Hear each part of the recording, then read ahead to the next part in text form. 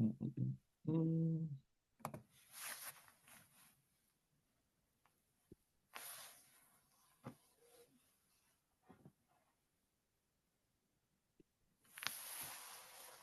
Okay, everybody, welcome. We're gonna get going.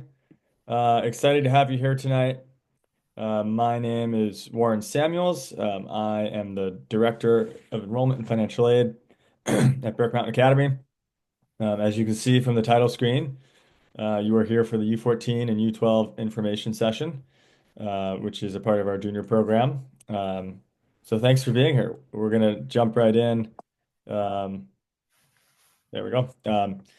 Before I get into the BMA ecosystem that you see here, I just want you to note that as you orient yourself around the Zoom platform, you are able to drop any questions you have in the chat. Our plan at the end is to get to all those questions.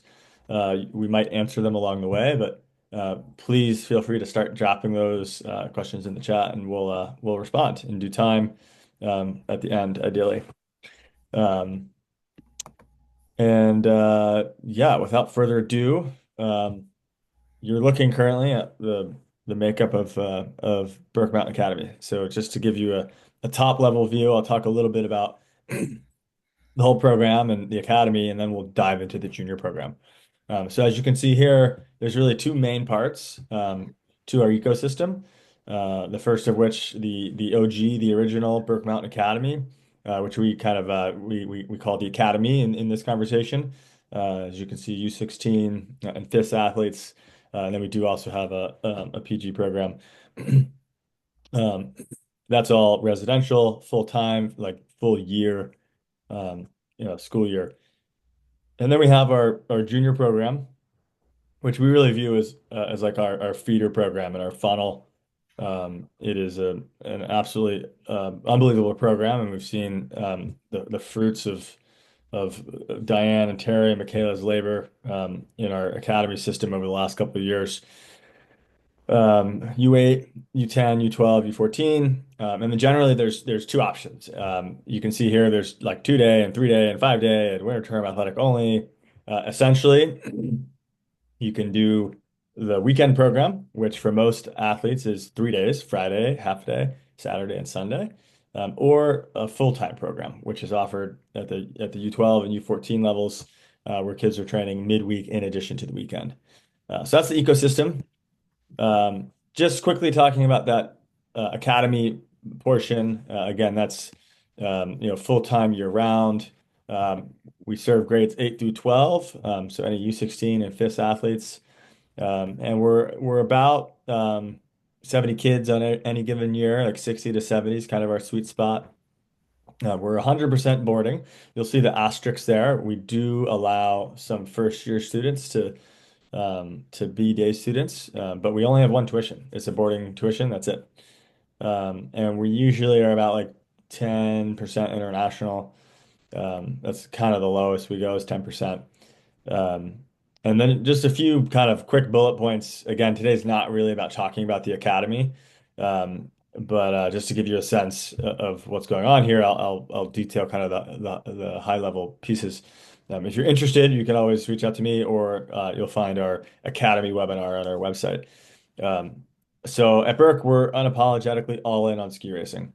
Burke is not for everyone. It's really hard, to be honest. It's hard academically, mentally, athletically, and kids really need to have like a real passion and a commitment to ski racing.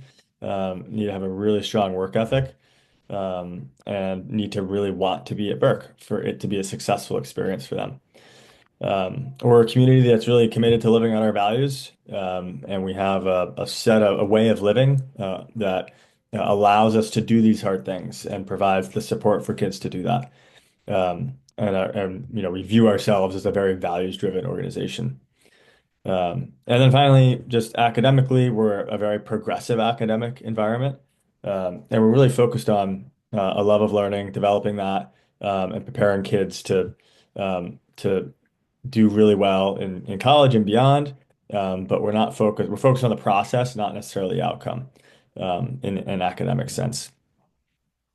Um, Just a note here, as you see at the bottom, we say this often for anyone on this webinar. If you're interested in joining the junior program, it is the best pathway to getting to the academy, but it is not a guaranteed path. All right, with that, I just want to mention everyone who's on the call, and then I'll pass it over to Diane. So we have Michaela Silva here, who you see, she's our head U12 coach, has been with us for a number of years. And then Terry Del Quadri, who's our head U14 coach, who's also been here for a number of years. And then finally, Diane Roth, who is our junior program director. And obviously, as you can see here, class 85 and has won a few races in the past. Um, I'll turn it over to Diane to jump into the next bit. Diane, it's all Thanks. yours. Thanks, Warren. Hi, everybody. Thank you for jumping on this call with us. This is my sixth year back at BMA, and it's been sort of a labor of love to develop this program into one that fosters a lifelong learning for the sport and a joy for the sport, as well as, it is philosophically focused on getting our kids you know, to just have an amazing sense of team, uh, social environment, fun, and learning as much as they possibly can at all ages, starting at U8s to U10s, and then we're mostly focused on our full time programs for this call, but honestly, the work really starts at U8, and the U8 coaches do some pretty amazing things. Our U10 staff is critical to the success of our U12 program. I like to say that at each level of our program, there's not one specific layer that can do it all. Michaela can't create the next Michaela Schifrin at U12s if we don't do the right job at U8 and U10. Terry can't create the next Breezy Johnson if we don't do a good job, in the U12 program, driving tactics and skills and carving at U10. So we do have a multi-layered program that I think is where our success really comes from. And our staff is consistent year after year. We add some nice young new coaches pretty routinely every year, but our staff has been here consistently for the 5 or 6 years that I've been here, and we just get better and better at what we do every year, and we get to share that with your kids. So diving into our U14 program, the strategic level of why we even started the program was, Felix McGrath and I, who was director of sport when I came back to BMA 6 years ago, we said, how do we create the absolute best environment for our kids to be their best selves, independent, autonomous young adults, and be really fast ski racers at the same time and love every minute that they're out there? So we really had a whiteboard in thinking about how we created a program that, is different and is supportive and is a bit focused on the really important details.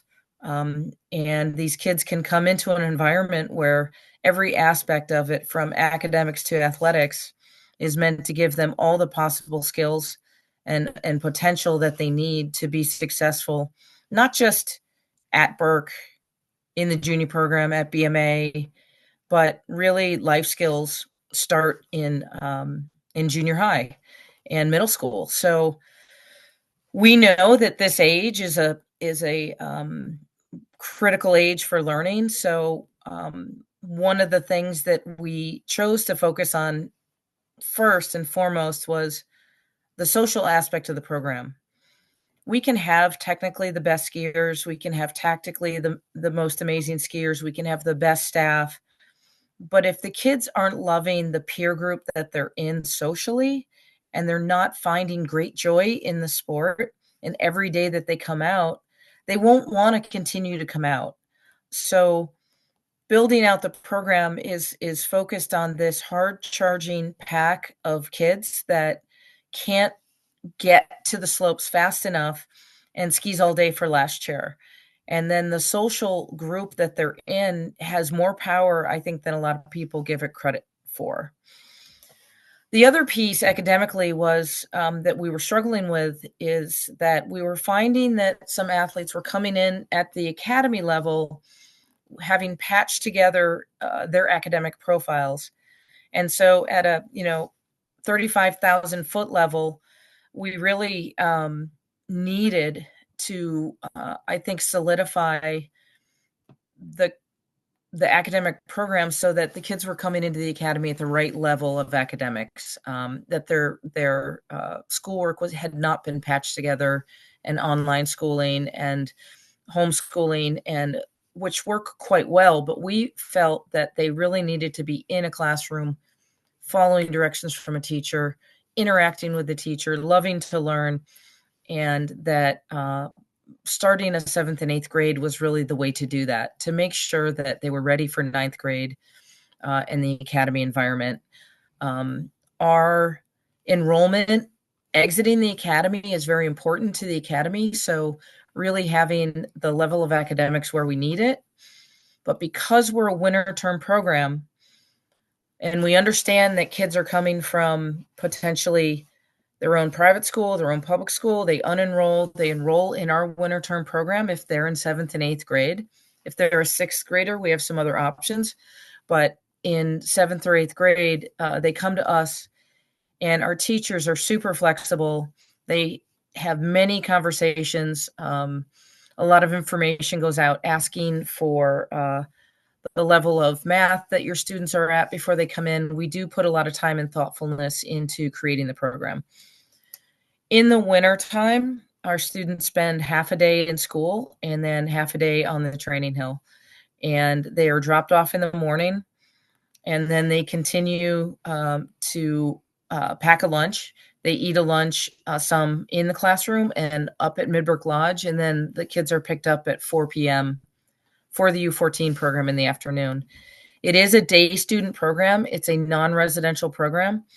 And the main reason for that is it is an important age for the kids to have stability and support from their parents at home. They are tired at the end of our day, really, really tired. They go home, they need a really good meal, they need their own bed, a little bit of structure to make sure they're getting their schoolwork done and their skis are getting tuned. And then, they get up the next morning early and show up on campus at 7:45 and do it all again. So that's kind of the academic overview. If your child is in sixth grade and looking to join our seventh and eighth grade, we do have an option for, there's a private school in town.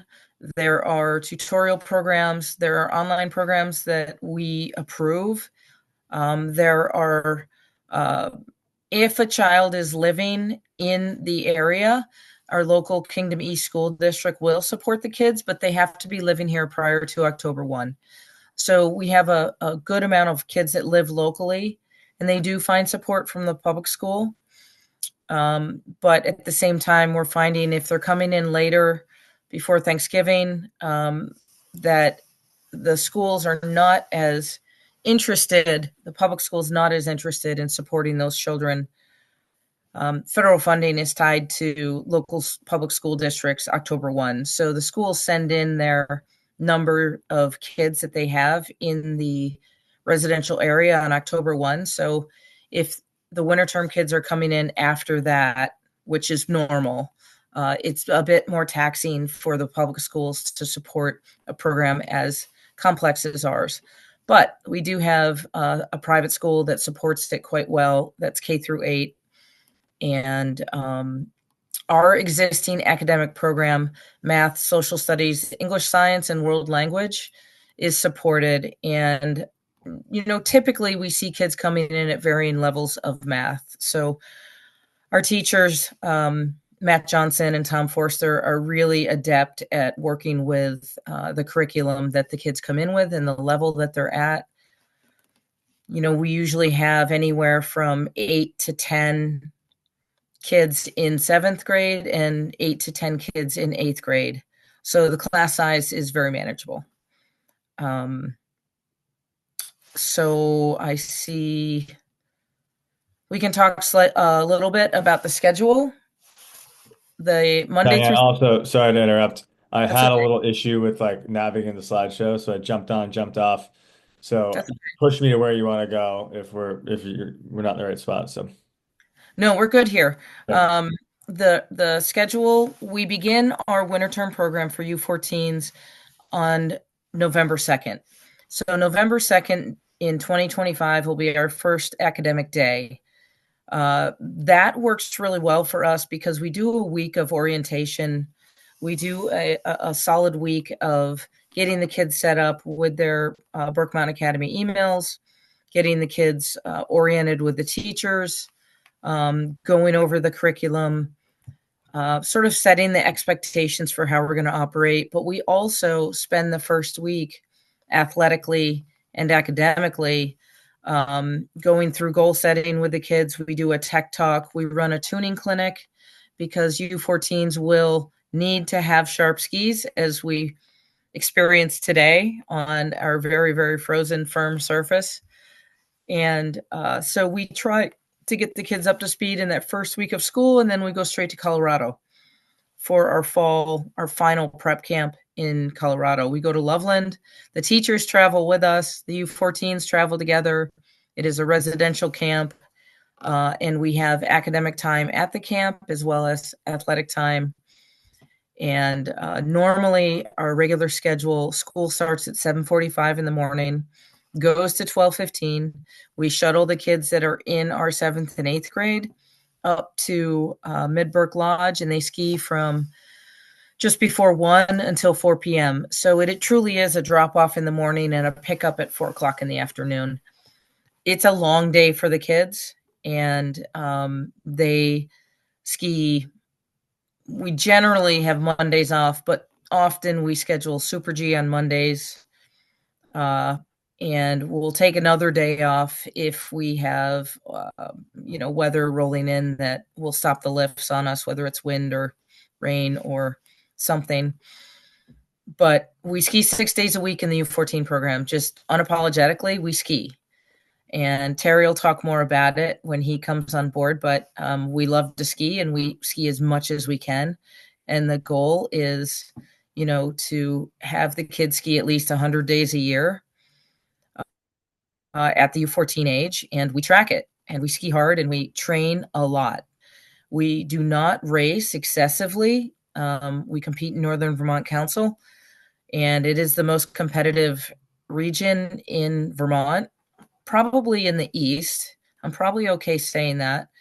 Um, but, our days are long. And just you see on the bottom of this slide the philosophy of the narrative evaluation. People say, oh, there's no grades at Burke. That's not true because our kids do quizzes and tests and they get grades back. We do use grades, but we use very comprehensive narrative evaluations to really dive deep into how your athlete and your student is doing during the day. Are they attentive? Are they listening? Are they following directions? Are they able to be self-starters? The narratives go deep and they promote a deep sense of self-awareness for the student and the parents. We do have grades. We just don't track GPAs. We use the narratives to give you a really good overview of where your student athlete is at. You Diane, can, sorry, you have some questions in this chat about Sure. athletics only. Can you mention that a little bit? Sixth sure. and eighth grade. Yep. So, 7th and 8th grade is really where we start, but we often have 6th grade U14s. So the athletic only option is where the students will have to find an alternative 6th grade, but we have partners that I mentioned before that we use, the Thaddeus Stevens School. There are some other options. There's some tutorial academies. Some of our students sending schools allow them to stay enrolled in their own school and do the work remotely with a tutor. And so for 6th grade, there are options that we have, and we have a document that Warren keeps and can send out for our other academic options for sixth grade. But athletic only means that they are fully U14s on the hill with us athletically. So they just don't come to school in the morning with the seventh and eighth grade. But as sixth graders, they do their own school in the morning and they ski with us from 1 to 4 on all the same athletic programs. It's just accommodates an athlete who's still in sixth grade or an athlete that their sending school is very okay with them working remotely. So it could be a seventh and eighth grader as well. But we find if they are in seventh and eighth grade that they benefit immensely from the social student interactions of being in school and training all day. So that's where the athletic only piece comes into play, though, as if it's necessary for somebody with an alternate academic need. Are there any other questions in the chat? There's a few, but I think we can Okay. kind of save them, and at the end we'll do a Q&A, and Okay. we'll answer all the questions live so that everyone can hear them. Okay. That was kind of long-winded, but I would like to introduce Terry Del Quadri, who's our U14 coach. Terry has extensive experience as a U.S. ski team coach. I think one of my best stories is when we go to a ski camp and Terry's about to do a video session with the kids, and the session is focused on what we're going to do the next day. And he pulls up U14 video of Michaela Schifrin, Breezy Johnson, some of the Moritz sisters, athletes he coached as U14s, and he's able to show some of these kids that are on the World Cup, the names that we know on the World Cup when they were U14s. So he has a deep archive of information, and we're really lucky to have him. So thanks, Terry. All right. Thanks, Diane. So yeah, this is my end of my fourth season at BMA. And previous to that, I've coached for quite a long time. I graduated college in 1988 at Dartmouth College, and the next year I was the assistant coach at Dartmouth. So that was when I started. I haven't always been coaching, but mostly that's what I've done. And it's almost exclusively been with this age group, with the U14 age group. Even though I have worked with all levels from the NORAM, and then I never coached at World Cup, so that's the only level I haven't been at. But yeah, and I've had a lot of success with kids at this age, at all the different programs that I've worked at. And I think I'm getting better at it as time goes on. I learn more. But our basic philosophy, or my basic philosophy that I bring into this job is, we don't just set up gates and run courses and get feedback at the bottom of the course or the top of the course. Really have a goal for the season, what we want to teach. It starts at our first summer camp in Mount Hood, Oregon, and then our second summer camp, and then it just keeps on going right through Colorado camp, and then into our season, and really want to teach a good fundamental position on the skis, good movement, basic tactics that make you faster, that I think a lot of people miss.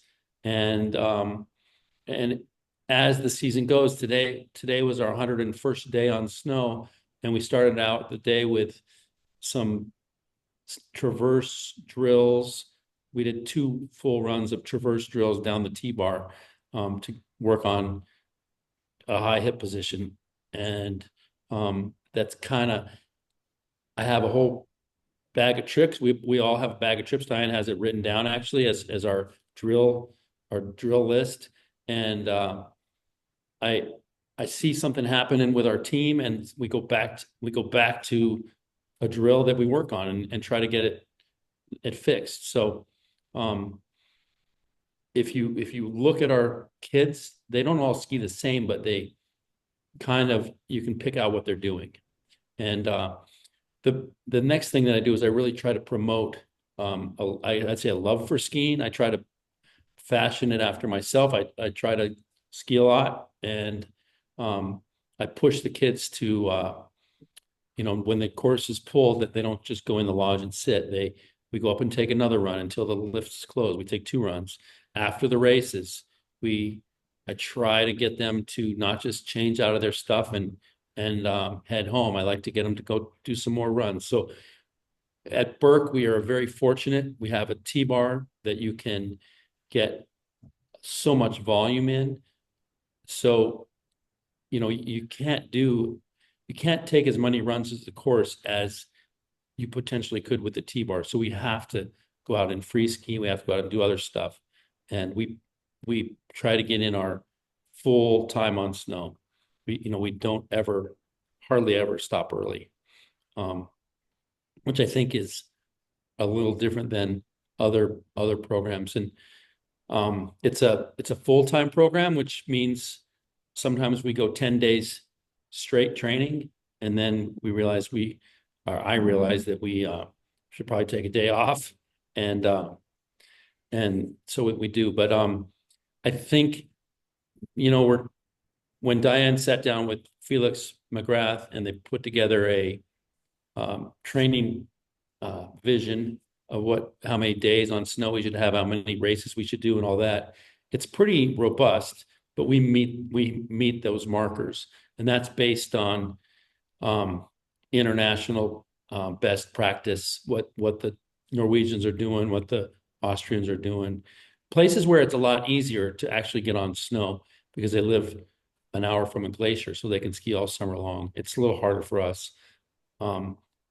But we do it. We match, because I've worked at Vail, I worked at Steamboat, I worked at Team Summit, some of the top programs in the country, and I keep track of how much training we do, and I kept track then of how much training we did, and we match those programs, gate volume, so the number of gates that they ski in a season, and days on snow also.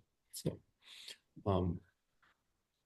and it's really fun because the kids are successful. We don't focus on trying to win all the races. I think if you did, it wouldn't be as much fun, but we focus on just trying to get better, and ends up that they do well in the races. So, and the most, Diane mentioned this, but the best thing for me is, and I tell the kids, I'm not worried about how good you are as a U14, because it doesn't matter. I'm really excited to see them in 3 years, 4 years, 5 years having success. And looking at this is my 4th year, looking at our kids now that have moved on, they're having a lot of success, and it's really fun. Diane, did you want me to talk about anything else, or? One thing that I think that we do differently, I was thinking about this today, is at the U14 age, we do pay a lot of attention to equipment and making sure that kids are on the right gear for 2 years to make sure they can be successful U16s. And, there are minimum and ski regulation requirements needed at FIS ages, as well as some at U16. And I think that, when I look at our camp schedule that's on the, and these are draft dates, but these are pretty close. The beginning and ending dates may change, but when I look at, our camps, we spend a lot of time in June assessing equipment. We do an equipment log for each athlete. We track what gear they're on, and have discussions about what they can try. We test equipment in June.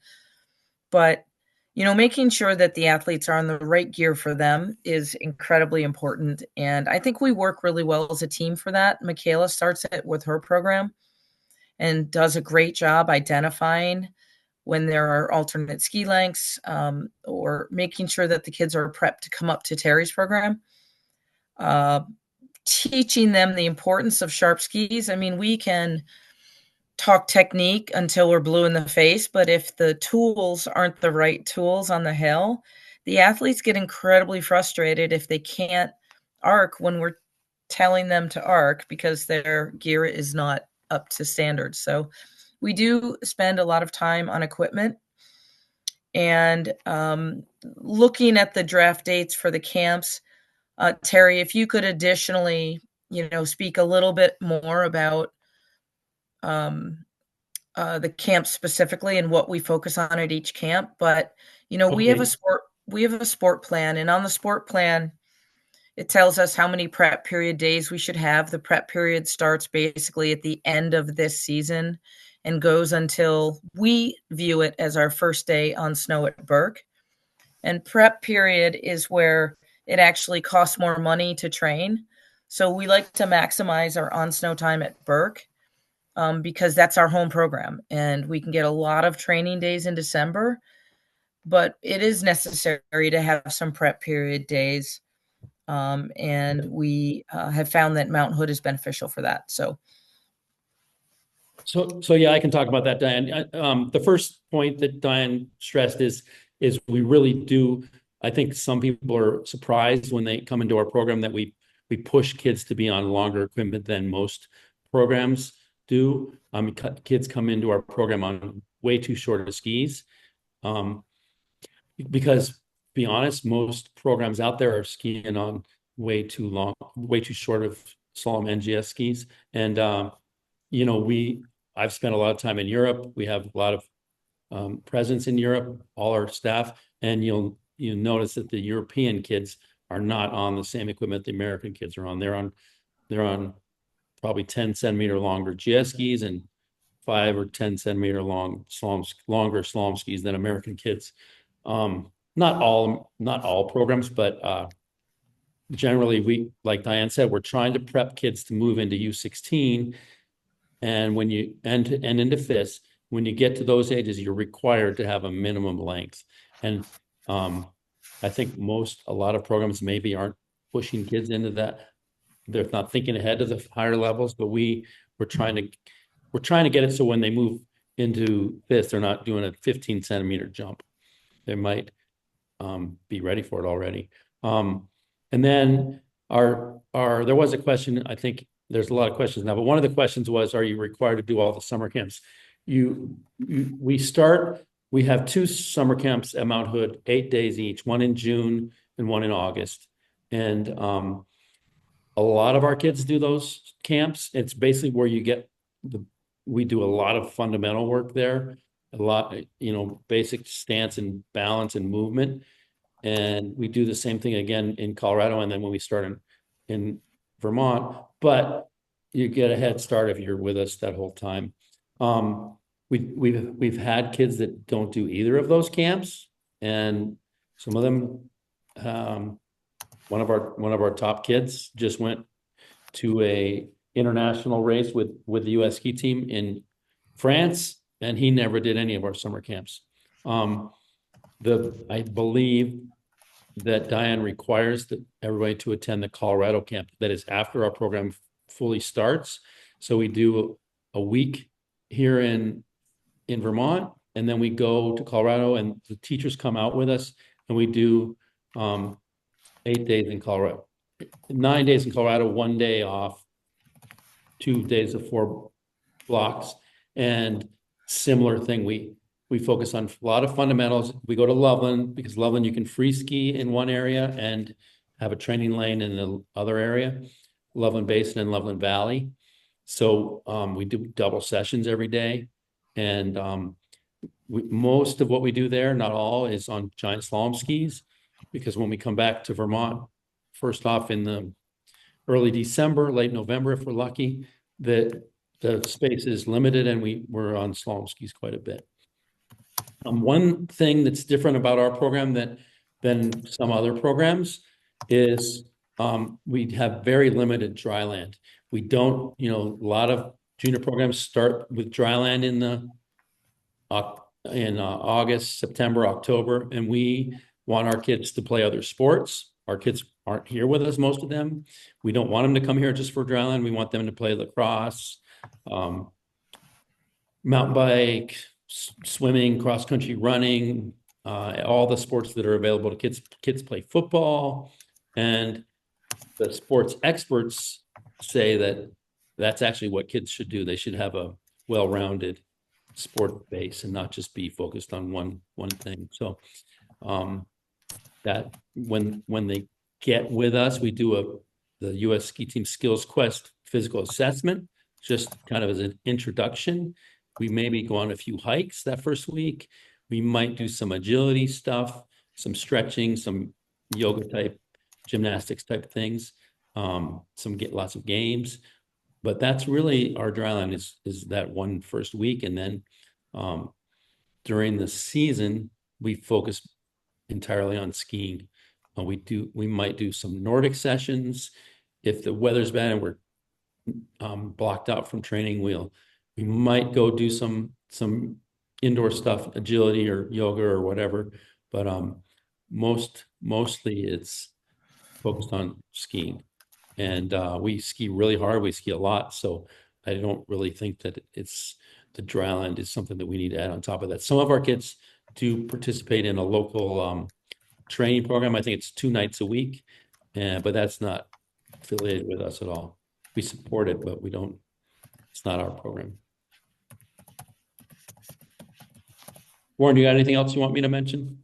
No, I think let's keep moving on. I'll jump in right here.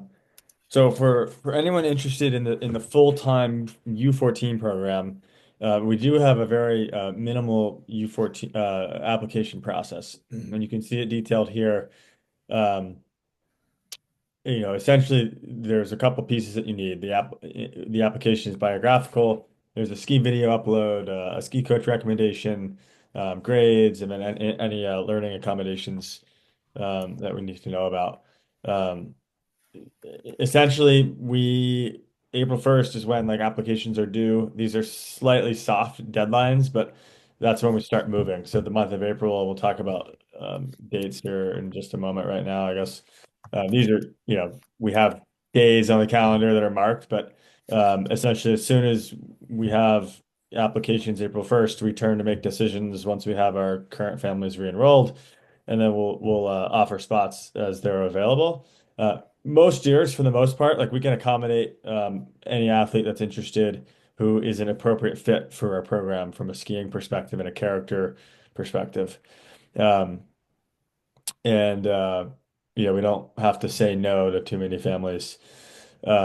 Essentially, by the end of April, we have everybody buttoned up and locked up because we then move right into getting things scheduled for the first hood camp.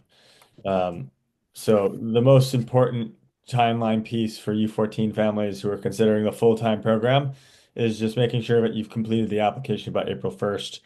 You can find that on our website. It's really easy to find it. I'll also follow up with an email after this Zoom tomorrow with a link directly to how to get started.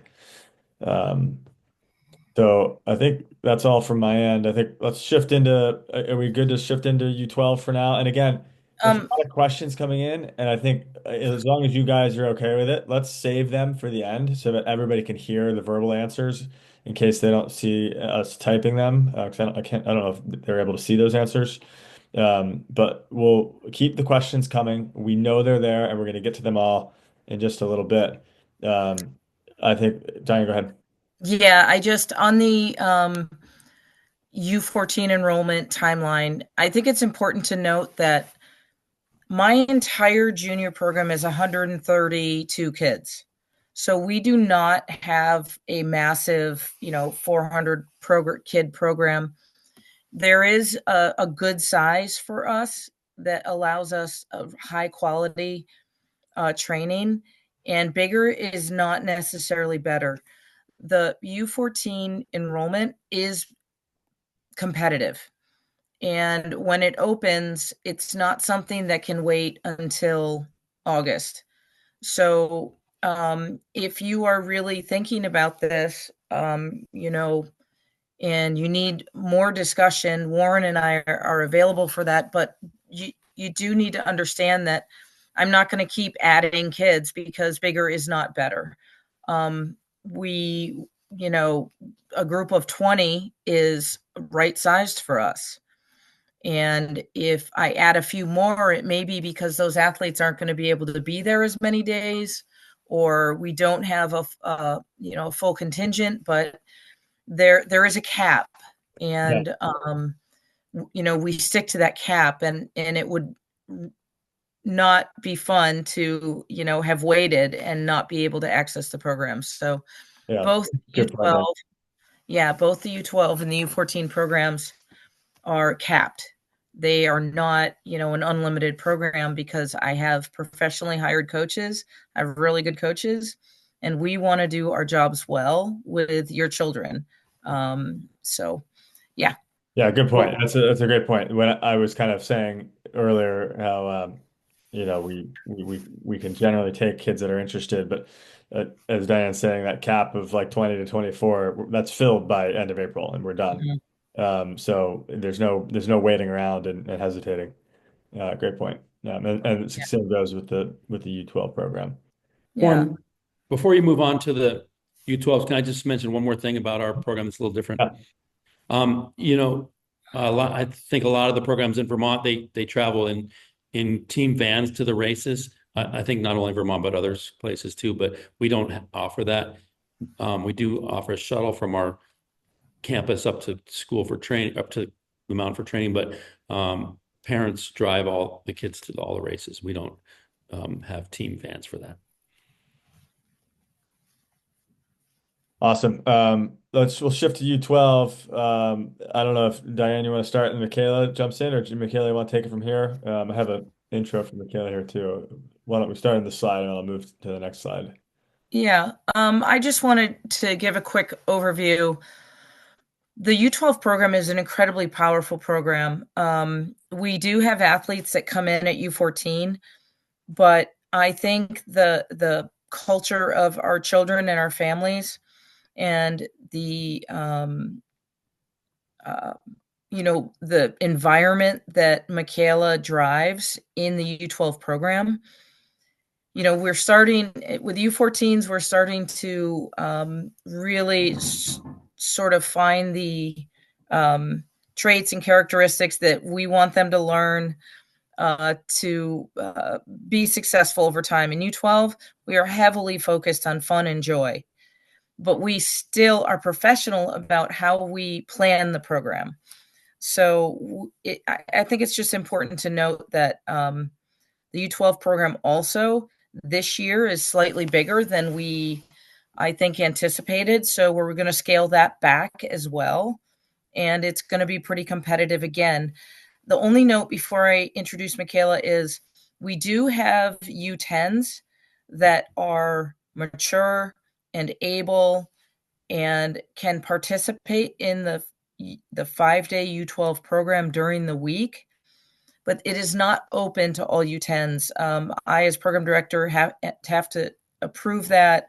Michaela has input on that, because it's very difficult to have a U10 come when they have to be able to keep up with the U12s. So that is really a special opportunity for some U10s, but they race on the weekend with their U10s and they ski on the weekends with their U10s. So just know, again, it's a competitive program. And just as a note, I think it's pretty special that both Terry and Michaela, as head coaches, also run the 3-day and the weekend programs. They drive the training, they drive the philosophy, they drive the quality of the programs, whether it's the full-time program or the weekend program. And both kids train together on the weekend. So we have 3-day kids with the 5-day kids in the U12s, and we have weekend 3-day kids that ski with the full-time U14s on the weekend. Our ratio right now just happens to be 80%, nearly 80% for the U12s of full-time kids to 20% 3-day kids. In Terry's program, it's over 80% full-time kids and about 20% weekend kids. So the full-time program culture really drives the weekend training. Our training is delivered at the highest quality for the kids that need absolute what we need. And these coaches do a really good job making sure every 3-day kid also has access to the best training because they're with the same group of kids and they all go to races together. So introducing Michaela. Michaela's in her third year with us. Um, and she has, I think, done an amazing job establishing a culture of um, readiness, and she probably has the widest range of abilities in her group. And at the end of the program, the kids have shown over and over again that they're completely ready for Terry's program. So I'm going to let you take over, Michaela, but I'm, really proud of where this program has gotten to as well. Thanks, Diane. So I'm Michaela. I am the head U12 coach. I'm ending my third season at BMA. I was a junior program coach at MMA previously. I grew up ski racing in Vermont and in the Northern Vermont Council, where our kids are racing currently. And I went to nursing school. I was a school nurse for a while, and just fell back in love with coaching and ski racing and decided to make that more of my career. I have three children and who are also, some of them are part of the junior program, but just like love the winter and playing outside and being a part of the BMA community. And it's been a really great family experience for us as well. Um, but moving into kind of our program. So as Diane mentioned, we have the 5-day program. The 5-day athletes train Tuesday, Wednesday, Thursday afternoons. They attend school in the morning or their online school. Um, and we also have the 3-day program, which is Friday, Saturday, Sunday. The 5-day athletes take off on Fridays. For the most part, there's occasional exceptions there, but I like to keep the Friday afternoon program, just specifically for the 3 days so that I can also connect with the 3-day athletes and work with them. And then just transition into the weekend where we are all together and we're all grouped together. I have, like, Diane, you can chime in here, maybe 6, 7 coaches on the weekends with the U12s at least. Right? Is that Yeah, our coach, we're very, very, very lucky. We're nearly overstaffed, and I don't know how many programs can actually say that we have ample staff. It keeps the kids happy and the staff happy. So we have incredible support, on the weekends and during the week, actually. Yes. So during the week we have at least myself plus 2 to 3 coaches during the week. So we are always supported. There's lots of support happening for the athletes, and then as well on Fridays and on the weekend we have a large group. So we break into groups and we all ski together. There's no division. We all work as a team. We train as a team. We do a lot of free skiing, fundamentals, directed free skiing. And then we jump into gates either in the afternoon or vice versa. And then we all attend races together where the parents bring them to races, but we're all together as a team. And again, the 5-day athletes, like help drive the culture as far as the U12s go, and they bring in the 3-day athletes, and it's just it works really well. The for the five so for the camps, the 5-day athletes are invited to join. We have 3 camps that we offer: June, August, and November.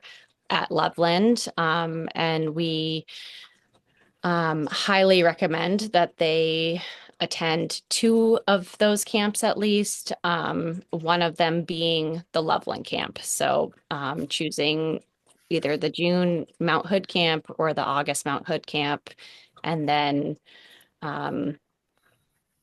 highly recommending the Loveland camp, which is kind of where we create um, a team, culture bond also, which is like a nice way to kind of start the season.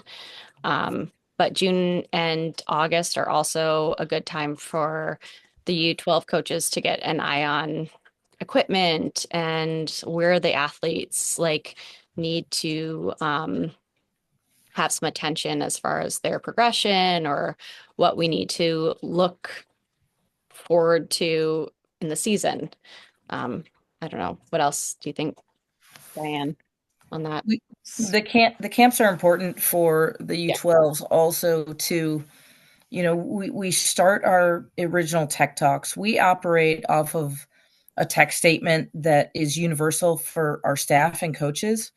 Um, and at our camps, we really want to get the kids started with like what we call our language locker, the drills we do, the terms we use.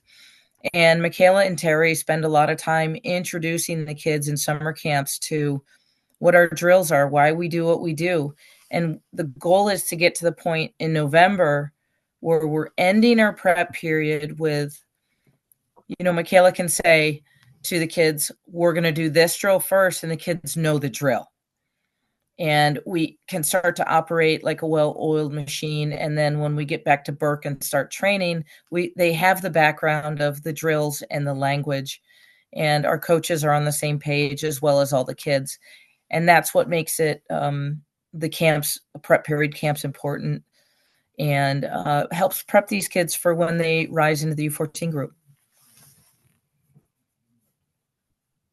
Yeah. And I think that's like the biggest thing too, is just, having everyone on the same page and being able to say, giving them some independence as well and saying, okay, everyone, we're going to go do this. Start, we're going to warm up here. We're going to, do this drill, and they can go do that.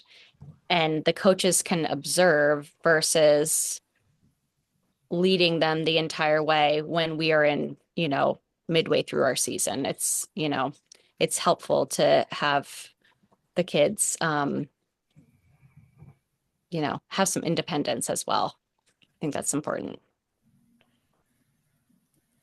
Yeah, and just to clarify, because some questions did pop up about this as well. Mhm.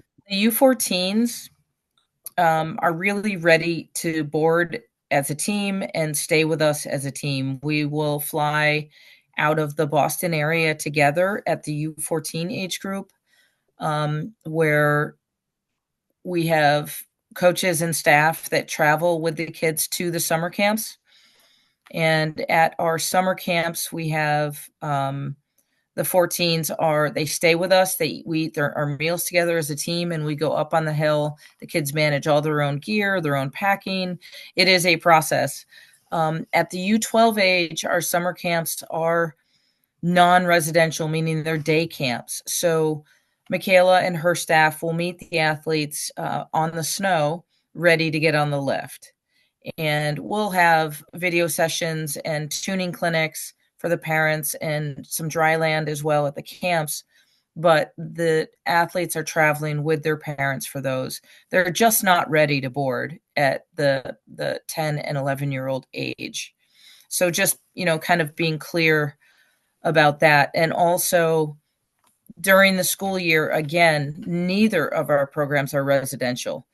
Those kids, we feel, really need to go home and be in a home program. So our U12 full-time program, the dates for the camp in November are on the slide. And we generally start training at Burke for both programs right after Thanksgiving. Usually Thanksgiving weekend or the Monday after Thanksgiving will be in action, Monday or Tuesday for the U12s. We'll be in action on our hill training with both U12s and U14s right after Thanksgiving is when we're game on back at home. And then Diane, someone also asked about attending our camps if they're not a full-time participant in our program, and we don't allow that. They're just for our kids. So our camps are not commercial camps, and we take our hired staff, that is our year-round staff, to the camps, and those camps are really for our kids. And the reason for that is just that we're not in it to make money. What we bill out for those camps are expenses to go with our own kids to the camps, but we just don't have space to take 100 kids to a commercial camp. That's really not our goal. Our goal is to start, building our kids on our own team in our own process. So I might have invitees of that I might have one or two invitees that I ask, but they're not open commercial camps. Yeah, to add on to that, anyone on this webinar, you can understand that BMA is like you're either in or you're out type place. We don't have a la carte services or private coaching or drop-ins or commercial camps. You're either fully in the program or you're not. Um, so shifting to the slide that's up here, just to wrap up U12s, and then we'll get to questions and answers. So for the full-time U12 program, like midweek training, full-time, um, we have April 19th on the calendar here, but as long as you're registered, you get notification of enrollment on our website, which again, I'll share that link in an email after this event. So tomorrow, it's mid-April is when we're going to ask for U12 5-day commitments. There is no application process per se for the U12 program, but if we have too many applicants or too much interest for the number of spots, we might suss out where kids are at to make decisions. Um, but for the most part, it's just a registration process. It happens mid-April. It happens in April because we got to get ready for the camp in June. Um, I have up here as well, if like you're just here looking for the weekend program or the Friday, Saturday, Sunday program, which is not operating at the same level as the full-time program. That happens usually August 1st. We try to go about end of July, mid July for registration. All right, we are at the top of the hour, so I have here our contact information, both Diane and myself. But we're going to crank through some of these questions. I'll start with the ones that are open, and I'll just roll through those. And if I need folks to jump in, we'll do that. Um, okay, so we talked already about uh, camps and all those dates. So the expectation is all athletes attend those, but it's not required. Colorado camp for both age groups is strongly recommended, borderline required. Um, we've got a question about how many students come directly at the U14 level versus those come up from the U12, and what is the total number of U14 athletes? So generally, all U12s that are second year are going to move right up into the U14 level, and we'll bring in outside U14s as we have space and as there's interest. So, every year we're adding new students into the U14 and the U12 programs. The number of spaces depends on the year and how big the upcoming age class is. So there's no way that we can predict that. But again, like historically, if we have kids and families that are interested and they're skiing at the correct level, they're going to have a spot. Do you mind talking about what you're looking for from an admissions perspective, results, grades, etc.? Where in the U.S. are most kids coming from? I'm assuming this is asking about the U14 program because we're not really talking about the academy, but from a U14 perspective, the application is pretty light. Mainly what we're looking for is that the kid is skiing within the athletic bandwidth that we are looking for. And then we're trying to also get a sense as to like, what's the character of the kid. So there are like a recommendation form that needs to be completed by coaches. And so we're looking at that. Grades, we have a range of student, but don't overthink the admissions process. This isn't like there's one spot for 10 kids type situation. It's more us checking to see that a kid's appropriate. And kids are coming from all over the place. We have kids, Vermont, all of New England region, states, out west, and even international, coming to do our program in the winters. Um, Percent of kids who attend the winter program that join the full-time academy. I don't have an exact percent for you, but every year, the U14s who decide to apply, um, I'd say the majority of them are going to get into the academy.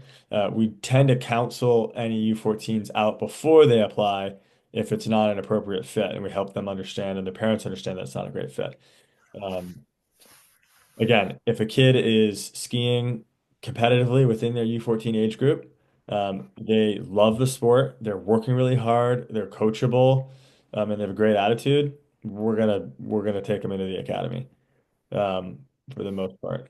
Um, how many U14 slots are there? I kind of already answered that question. Usually there's a handful of slots. So again, we don't oftentimes have an issue as long as it's early with kids coming into the program, but it will fill up.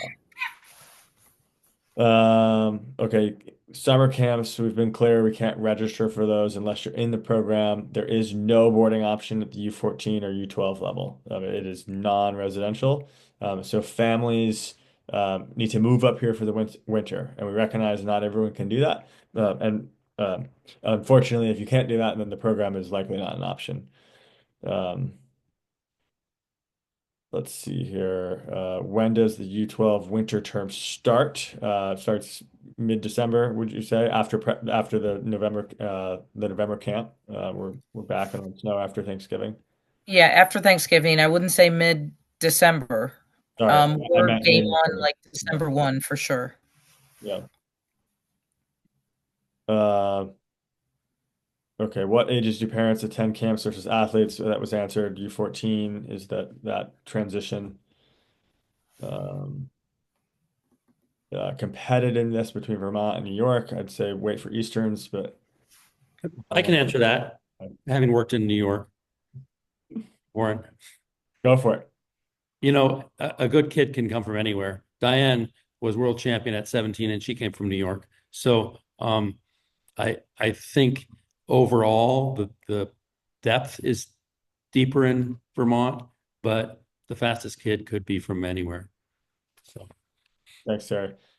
Um, Concerns about the rumored sale of the mountain impacting the resort. So this is an important thing for everybody to understand. The mountain has been in receivership for just about 10 years. It looks like there's about to be a deal going through for someone to buy the mountain. Frankly, it doesn't impact BMA.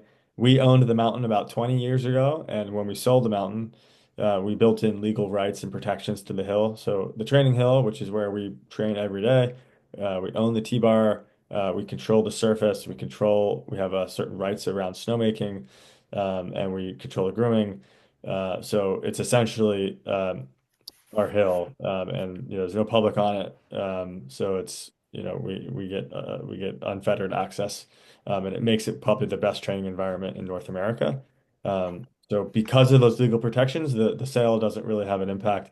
The sale will probably only be a good thing for us, because any partner, anybody that comes in to buy the mountain, because of those legal protections, would have to have an interest in working with BMA.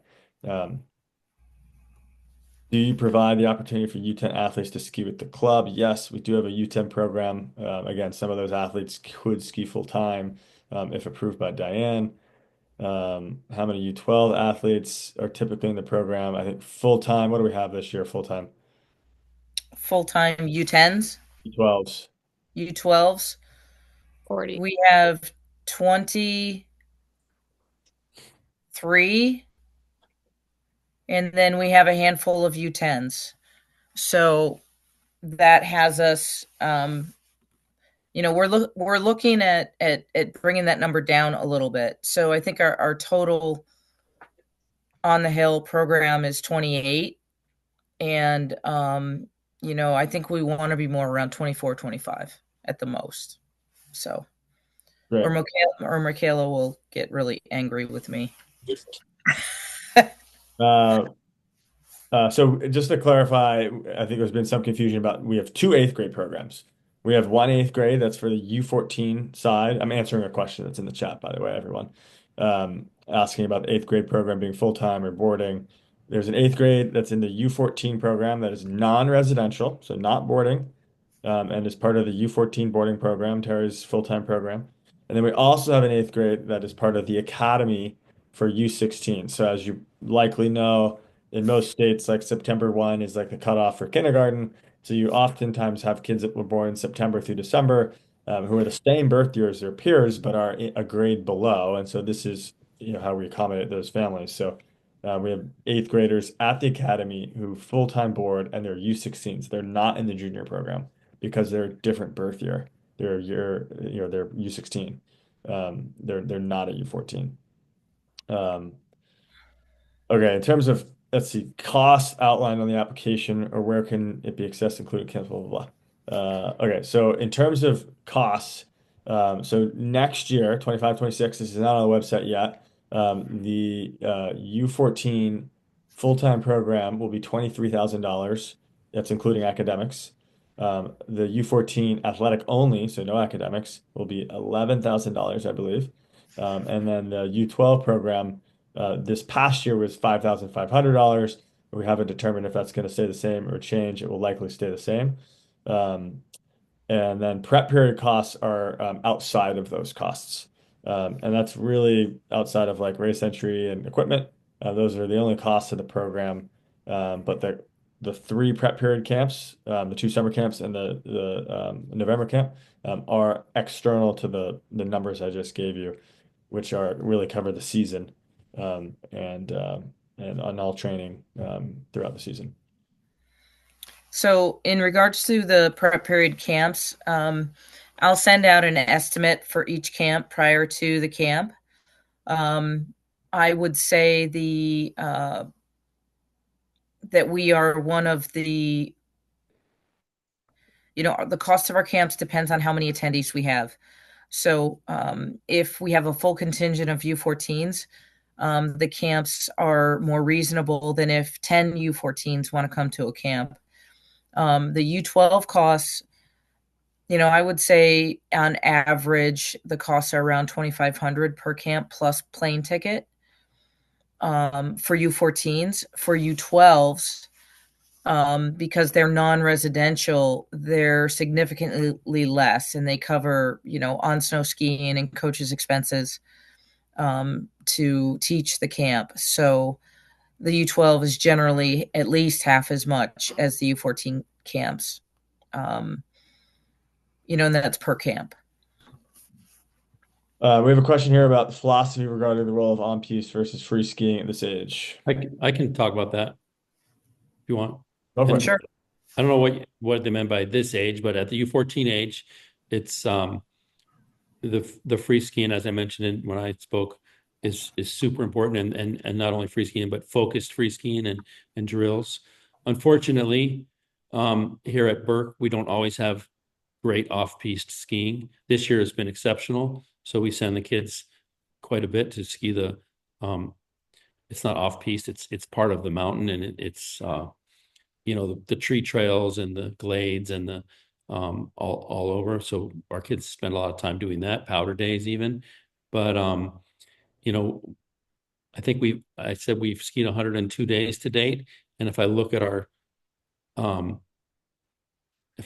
my data that I have on our training, we've 13 of those days are just free skiing, and another 7 days were drills.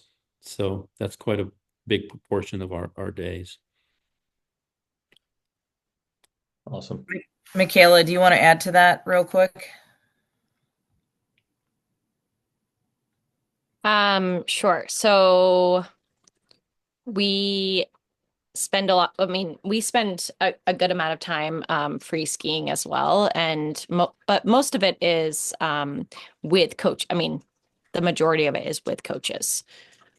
We like to go have fun, and if it's a snow day, we're not going to go train, gate train. We're going to go have fun and explore our mountain and ski where we can and learn how to be adaptable. And that's like part of, I want to create a love for skiing. So that's a big part of the U12 program too, is just having fun and skiing and not just focusing on only gate training because we do get a lot of gate training in.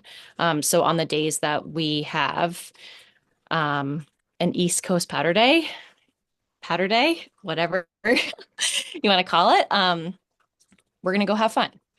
And the kids they can bring their old slalom skis, they can bring rock skis. They don't have to have a fancy, all mountain ski or anything like that. We can kind of scrap things together and we just go have fun and on the mountain. Awesome. Why don't we keep moving here because we're 10 past 8 and there's still a few more questions. I think that covers it. Thank you guys. Just there's a question about where people live for the season. Are local accommodations reasonable? There is a glut of seasonal rentals available. I think every family is able to find what they need for the most part each year. I do keep a list that I send out to families. It's every year is hit or miss in terms of how many units are available on my list, but there's obviously plenty of resources online for you to figure out where you can rent a place, Airbnb and VRBO, and calling a real estate agent. But for the most part, families don't have any issues with that. Let's see. There's a question. Any college admissions questions, you can call me specifically to talk about that. That's years away. But happy to talk about that for U16 athletes and FIS athletes. Um, okay, so U14 athletes do compete in US ski and snowboard races and in championships, states, Easterns, and then Can-Ams if they qualify. Um, um, okay, there's a question about equipment relationships with reps and manufacturers. Anyone want to answer that quickly? Sure. We generally work with our supporting ski shops and some, but not many. Um, it's most manufacturers won't engage in relationships with kids below the age of U16. So we work closely with all the companies that are out there, but we do use supporting shops, and we have recommended shops that we used when it does come to purchasing equipment. Awesome. All right, I think we're gonna pause there. There were a lot of questions. We can totally answer those questions more. You see our contact information up here, so feel free to shoot us a note. But since we're almost 15 minutes past the end time, we want to let you guys get back to your evening. But we're really excited and glad that you jumped on this webinar to learn more about our junior program and our full-time U14 and U12 programs. We highly encourage you to engage with us if you're interested. The deadline to kind of get registered is coming up here soon. Yeah, we'll follow up again tomorrow with a recording of this presentation, and also more information on the academic options, and then also a link for where you can apply or be prepared to register. With that, I'll see if anybody, Diane, Terry, Michaela, any parting words that you'd like to share. No, thanks for hosting, Warren, and thanks everyone for joining. And reach out directly with questions. Thank you. Yeah, my contact information isn't in what's going to get sent out, but you can ask Diane or Warren if you need to get in touch with me. And Yeah, I'm same. happy to provide both Michaela and Terry's info if you have specific questions for them. Thanks. Awesome. Great. Thank you guys, Michaela, Terry, Diane, appreciate it. And everybody, thank you for jumping on, and we look forward to touching base with you. Have a great evening. Thank Thanks. you.